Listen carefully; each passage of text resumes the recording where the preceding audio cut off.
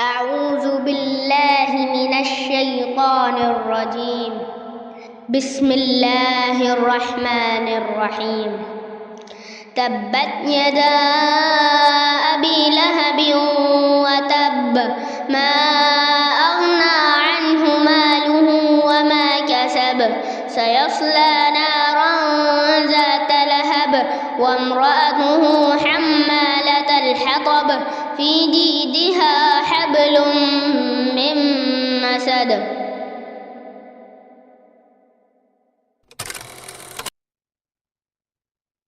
أعوذ بالله من الشيطان الرجيم بسم الله الرحمن الرحيم رب اشرح لي صدري ويسر لي أمري واحلل عقدة من لساني يفقه قولي اللهم يسر ولا تعسر وتمم بالخير وبك نستعين. السلام عليكم ورحمة الله وبركاته. सूरत तब्बत के पार्ट 2 में हाजिर हैं। सूरत तब्बत के पार्ट 1 में हमने पढ़ा था कि सूरत तब्बत मक्का में नाजिल हुई और ये वाहिद सूरा है जो अल्लाह के दीन के दुश्मन अबू लहब के नाम पर इसका नाम रखा गया। और हमने देखा कि अबू लहब कौन था जिसका नाम लेके उसे रहती दुनिया तक कुरान पाक में उस पर मलामत किया गया, उसे मलामत किया गया और उस पर लानत भेजी गई। उसका अखलाक कैसा था और उसने किस तरह से आप सल्लल्लाहु अलैहि वसल्लम की राह में दीन के खिलाफ रुकावटें डाली। आज हम इंशाल्लाह सूरह तब्बत की तफसीर देखेंगे और मजीद देखेंगे कि इस अबू लहब का अल्लाह ताला ने क्या हाल बयान किया और उसके बाद उसकी बीवी जो थी वो किस तरह इन कामों में उसके साथ मुआवन थी और पेश पेश थी। बिस्मिल्लाहिर्रहमानिर्रहीम।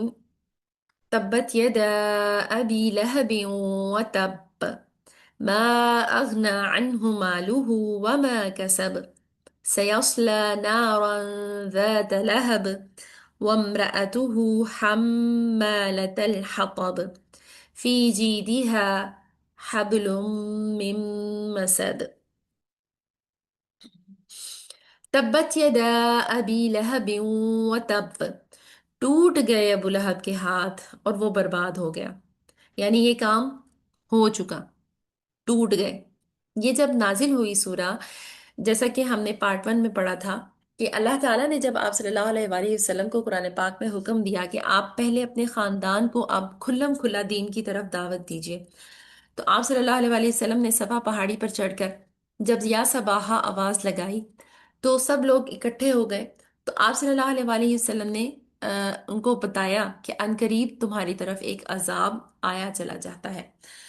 तो कुछ रवायात में आता है कि आप सल्लल्लाहु अलैहि वसल्लम ने पहले अल्लाह ताला की तौहीद बयान की, बताया, उनको इस चीज की दावत दी कि अल्लाह ताला एक है और मैं अल्लाह का रसूल हूँ। और फिर आप सल्लल्लाहु अलैहि वसल्लम ने बताया कि अगर मैं तुम्हें कहूँ कि इस पहाड़ के पीछे से तुम्हारी तरफ एक अजाब आया चला आ रहा है, तो उस पर और तो किसी ने जवाब नहीं दिया, लेकिन अबू लहब ने बहुत सख्त अल्फाज इस्तेमाल किए। तब बन लग, तब बन लगा, बर्बादी हो तुम्हारी, तुमने हमें इस काम के लिए बुलाया है। तो किसी भी रवायत में वल्लाहु आलम इसके बाद क्या था, लेकिन किसी भी रवायत में हमें ये नहीं मिलता कि आप सल्लल्लाहु अलैहि वसल्लम ने पलटकर वापस उसको जवाब दिया हो। और यकीनन नहीं दिया होगा। और अल्लाह ताला ने फिर आप सल्लल्लाहु अलैहि वसल्लम की तरफ से जवाब दिया अबू लहब को, और ऐसा जवाब दिया जो अरब में उन दिनों में बहुत जल्द मशहूर हो गया। और हर एक की जबान पर था कि अल्लाह ताला ने अबू लहब और उसकी बीवी की अ, बेइज्जती की है, हुजू की है। तो टूट गए अबू लहब के हाथ, टूट गए यानी तब बदलका की टर्म अरब में किस लिए इस्तेमाल होती है, यानी बर्बादी हो गई, बर्बाद हो गया। क्या उसके लिटरली दोनों हाथ थे वो टूट गए थे, या अल्लाह ताला का इसमें ये कहने का इरादा है कि हम उसके दोनों हाथ तोड़ देंगे? हरगिज नहीं। हाथ टूट जाने से मुराद ये है कि इंसान नाकाम हो गया, नामुराद हो गया। यानी जिस काम में उसने हाथ डाला था اردو میں بھی ہم یہ ٹرم استعمال کرتے ہیں نا کہ جس کام میں بھی میں ہاتھ ڈالتا ہوں وہی کام کامیاب نہیں ہوتا، جس کام کو بھی میں شروع کرتا ہوں اس کا مطلب یہ ہوتا ہے کہ وہی کام مجھ سے کامیاب نہیں ہوتا۔ تو ہر کام ہم ہاتھ سے کرتے ہیں، ہے نا؟ تو تب بت یدا، یہاں پہ ہاتھوں کو کی بربادی، ٹوٹ جانے کا ذکر اس لیے ہے کہ جس کام میں بھی وہ مشقت کر رہا تھا، جس کام میں بھی وہ پیش پیش تھا، جہاں پہ بھی وہ اللہ تعالیٰ کے دین کے خلاف جیسی بھی کوششیں کر رہا تھا، کوئی بھی کوشش اس کی کامیاب نہیں ہوئی۔ اب اللہ تعالیٰ آپ صلی اللہ علیہ وآلہ وسلم کی مخالفت میں، دین کی راہ میں اس نے کیسی کیسی مشکلیں کھڑی کی۔ آپ صلی اللہ علیہ وآلہ وسلم بازاروں میں دعوت دیتے تو وہ آپ صلی اللہ علیہ وآلہ وسلم کے پیچھے پیچھے چلنے لگتا اور کہتا جاتا یہ جھوٹا ہے، یہ شخص جھوٹا ہے۔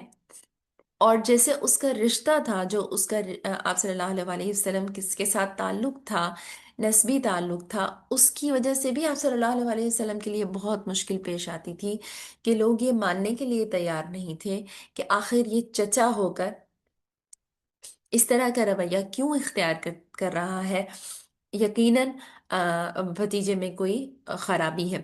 لیکن کیا ہوا، وہ اس کام میں بھی ناکام نہیں ہوا، حتیٰ کہ حج کے مواقع پر آپ صلی اللہ علیہ وآلہ وسلم جب تبلیغ کے کام کرتے، جب آپ صلی اللہ علیہ وسلم باہر سے آنے والے لوگوں کو دین کی دعوت دیتے، تو یہ باہر سے آنے والے لوگوں کے بھی وہاں پہ بھی پہنچ جاتا اور وہاں پہ بھی آپ صلی اللہ علیہ وآلہ وسلم کو جھوٹا کہتا، لوگوں کو کہتا کہ اس کی بات ہرگز مت سنو۔ اور اس کے علاوہ بھی بہت سے الزامات کہ اس کا یہ دماغی طور پر توازن نہیں ہے، اس کا یہ بیلنسڈ نہیں ہے، اس پر کسی جادوگر کا سایہ ہے۔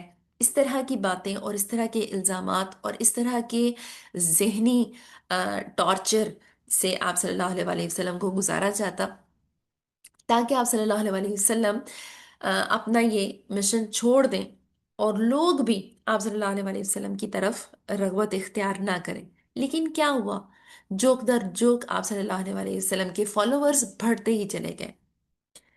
اور بلکہ جب جب یہ لوگوں کو کہتا کہ آپ صلی اللہ علیہ وآلہ وسلم کی محفل میں مت بیٹھو، ان کی بات مت سنو، لوگ اور زیادہ متجسس ہو جاتے، یعنی ان کو اور زیادہ تجسس ہوتا، وہ اور زیادہ سوچتے کہ اچھا آخر سن کے تو دیکھیں کہتا کیا ہے۔ اور جنگ بدر میں ناکامی۔ جنگ بدر اس سورہ کے نازل ہونے کے تقریباً 7 سے 8 سال کے بعد نازل ہوئی۔ جنگ بدر میں عرب کے تمام دوسرے سردار شامل ہوئے اور یہ اس کے دین کے فیصلے کا دن تھا، محمد صلی اللہ علیہ وآلہ وسلم کے دین اور اس کے دین کے فیصلے کا دن تھا۔ لیکن یہ اتنا ڈرپوک تھا کہ یہ جنگ میں شامل نہیں ہوا۔ اللہ تعالیٰ کے حکم سے تمام بڑے سردار جو جنگوں میں شامل ہوئے تھے وہ سب کے سب مارے گئے، اور ان کی موت کے صدمے سے یہ خود بھی جنگ بدر سے تقریباً 6 سے 7 دن کے اندر اندر یہ بھی مر گیا۔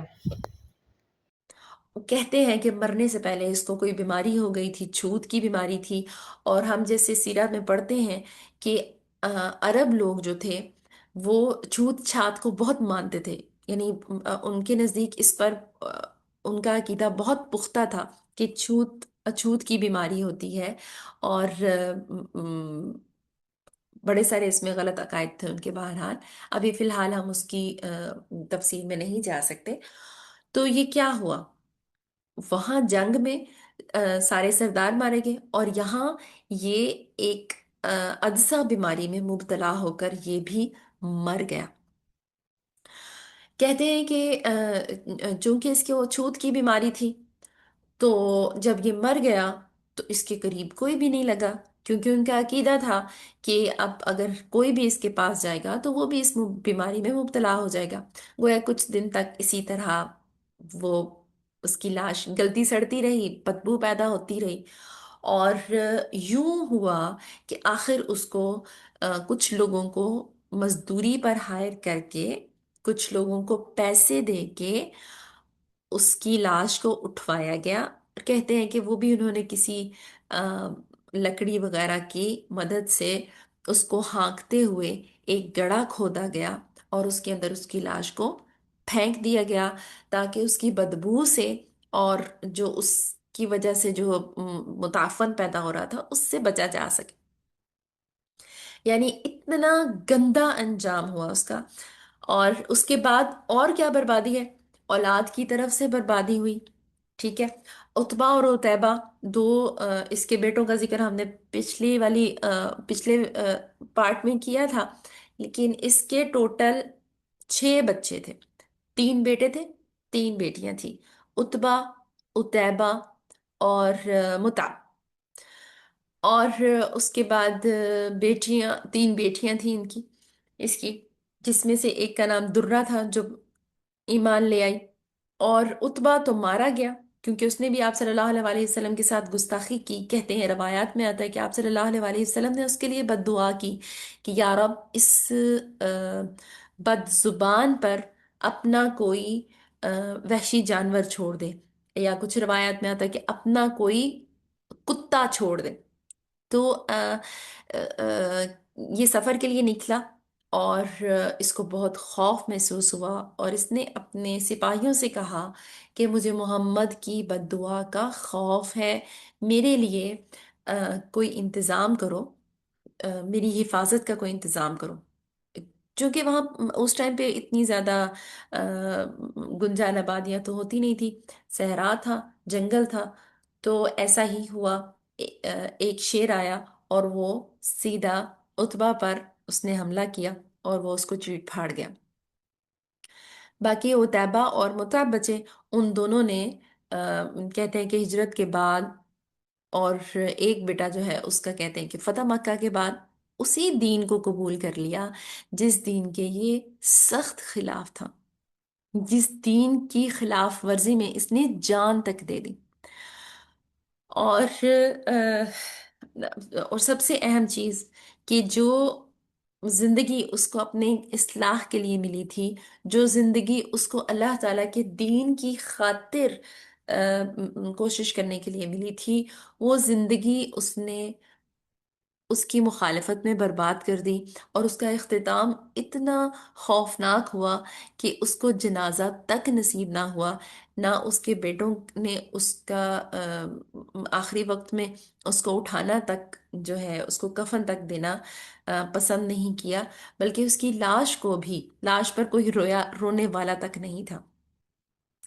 اور بس اسی طرح اس کو کسی گڑھے میں جان چھڑائی گئی، اس کو گڑھے میں پھینک دیا گیا اور اوپر مٹی ڈال دی گئی. ما اغنا عنہ مالہ وما کسب. کیا ہوا؟ کچھ بھی اس کے کام نہیں آیا. ما اغنا، نہیں فائدہ دیا، کوئی کام نہیں آیا، عنہ، اس کے، مالہ، اس کا مال، وما کسب، اور جو بھی اس نے کمایا. اب ہم نے پیچھے پڑھا تھا کہ یہ مکہ کے سرداروں میں سے ایک سردار تھا، یعنی کہ ایک مالدار شخص تھا. اور ہم نے یہ بھی پڑھا تھا کہ آپ صلی اللہ علیہ وسلم سے اس نے کہا کہ اگر میں ایمان لے آؤں تو مجھے کیا ملے گا. یعنی وہ سمجھتا تھا کہ میرا رتبہ اتنا اعلیٰ ہے، میں اتنا امیر ہوں.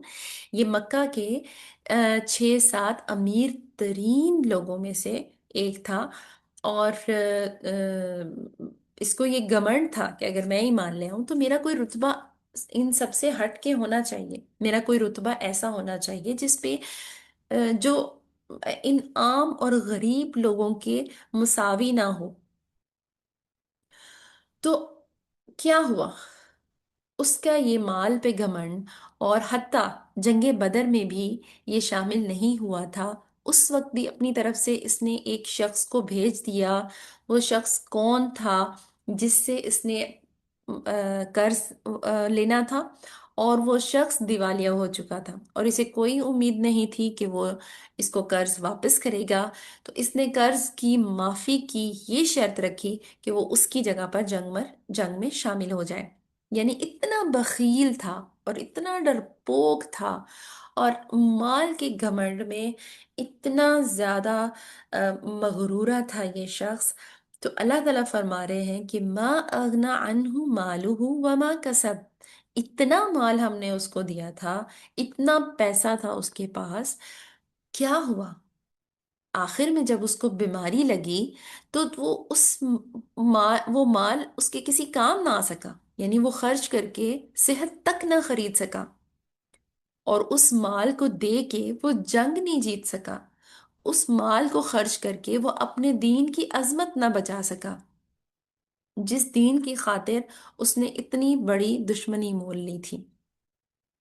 کچھ علماء کہتے ہیں کہ اس سے مراد وہ مال ہے یا وہ کمائی ہے یا جو وہ کماتا تھا یا جو اس کا پیشہ تھا، دونوں ہی مطلب ہو سکتے ہیں کہ یعنی دنیاوی طور پر بھی اس کا جو مال تھا اس کے کسی کام نہیں آیا، آخر میں وہ مرض میں مبتلا ہوا اور اس کا مال اس پر مرنے کے بعد ایک پائی تک بھی اس پہ خرچ نہ کی گئی، بلکہ اس کے لیے اس کو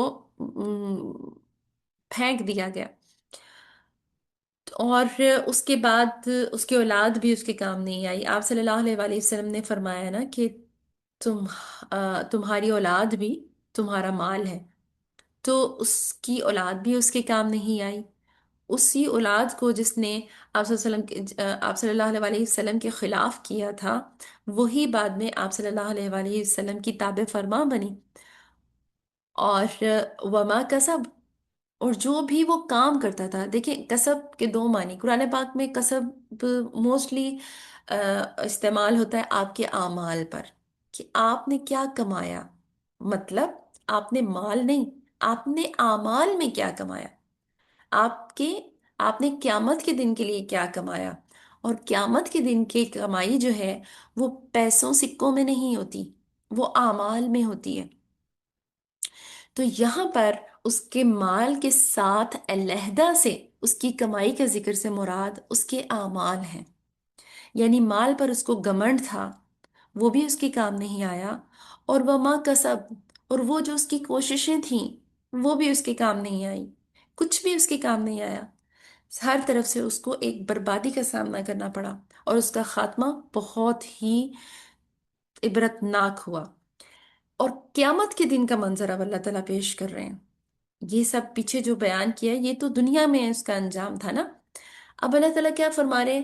سَيَصْلَى نَارًا ذَاتَ لَهَبٍ، یہ ہے اس کا انجام جو قیامت میں ہوگا، یہ ہے اس کا گمنڈ جس کی حقیقت اللہ تعالیٰ یہاں پہ بیان کر رہے ہیں کہ آخر اس کو آگ میں جلا دیا جائے گا، ذات لہب، جو کہ شعلوں والی ہوگی۔